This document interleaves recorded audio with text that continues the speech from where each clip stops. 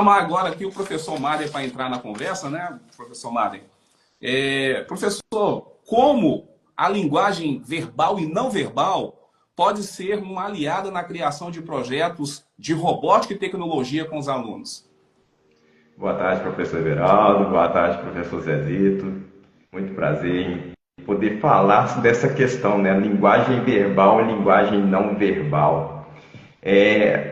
Dentro da característica, né, da formação de letras e quando a gente trabalha com a língua portuguesa, comunicação e oratória, quando a gente vem para explicar comunicação, tornar algo comum ou conhecido a alguém. Mas você envolve três instâncias aqui, que dentro do ensino tradicional a gente define o que é linguagem, um sistema de sinais que serve para a comunicação entre todos os indivíduos.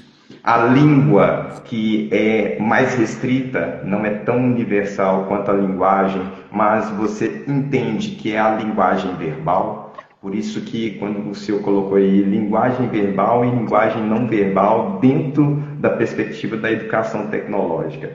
A fala que é individual, que você coloca o ser humano ali com a sua individualidade, a sua perspectiva, a sua visão de mundo para poder se expressar usando a linguagem verbal, que é a língua. O professor Zezito fez uma colocação muito interessante aí, quando a gente tem a necessidade hoje, no mundo em que a gente tem que respeitar as individualidades, as competências e as habilidades de cada pessoa, né? A gente fala assim, como que a linguagem verbal e a linguagem não verbal pode ser aliada na criação de projetos de robótica? Professor Everaldo, primeiramente agradecer ao senhor, porque eu venho de uma educação tradicional e quando fui convidado a participar do laboratório de robótica, programação, né, tecnologia, eu vi o quanto eu poderia contribuir com o meu conhecimento, que até então muita gente pensa assim, nossa, ele é professor de língua portuguesa, como é que ele vai contribuir numa aula de robótica e de programação? Aqui está a maravilha da educação tecnológica, a maravilha do que a Trivium parou, pensou, programou, projetou dentro da metodologia STEAM e que vem para a metodologia da Trivium, que é associar ciências, né, tecnologia, engenharia, artes e matemática. Como que a arte da comunicação, a arte da oratória pode ser tão utilizada e providencial para a criação dos projetos de robótica e de tecnologia? Você trazer a questão da linguagem, porque programação, ótimo, trabalhar com o programinha do Scratch. Eu via lá o senhor fazendo os trabalhos com os alunos, eu falei, gente, olha aqui, programação por blocos, mas aí eu vou criar um personagem, aí você tem a criação de um avatar, um bonequinho, olha só, criar um bonequinho, eu tenho ali a linguagem não verbal, e programar esse bonequinho para dizer um olá, ou como vai, qual a sua dúvida, e dar sequência ali na programação por blocos, o que ele tem que fazer, como que ele deve se apresentar, trabalhar a linguagem na perspectiva tecnológica. Eu lembro muito bem, professor Geraldo, quando convidado, né, e eu fui junto com o senhor para levar a turminha para a FLL, né? Sim. First, por favor, FLL, como é que é, professor Geraldo? First Lego League. Meu Deus.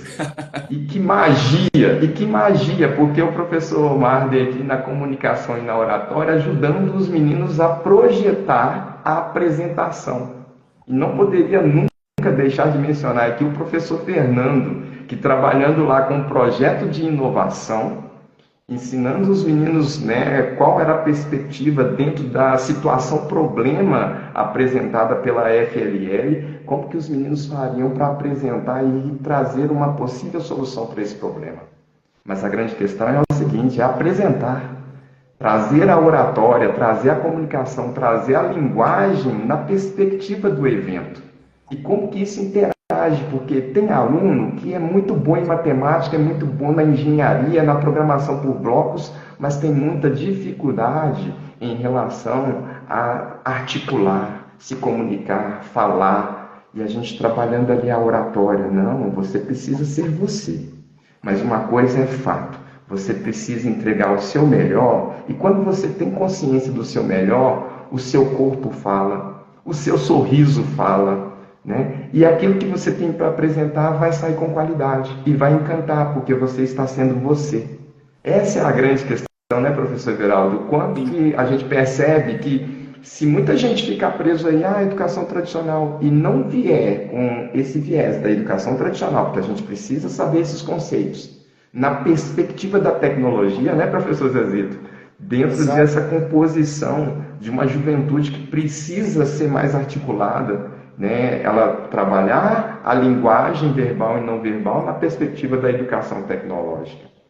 Ô Marder, se você me permite, a linguagem junto com a dinâmica das emoções. Quando você fala assim, você vai conseguir, você está prestando um serviço além só da oratória, da linguagem para esse aluno.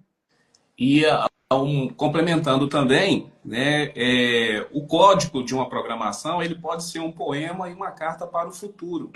E a gente vê que o aluno, quando ele não se acha muito bom em um determinado assunto, ou um determinado problema, ou da solução desse problema, é porque ele não foi inserido na vivência da solução de problemas.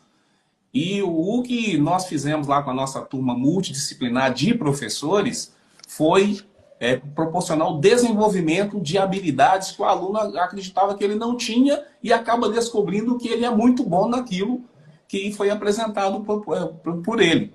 Então, assim, o professor Marder fez um trabalho excelente na época, quando nós estávamos juntos lá no Laboratório de Tecnologia, nessa parte. O professor Zezito, a gente já tem também uma certa vivência, né? Nós fizemos uma palestra junto e ele falou até a respeito dos sentidos. A gente acredita, a gente trabalha, né, na escola tradicional só com 5 sentidos. E, na verdade, nós temos 19 sentidos e nós temos aí 14 que não são muito bem explorados dentro de uma educação tradicional.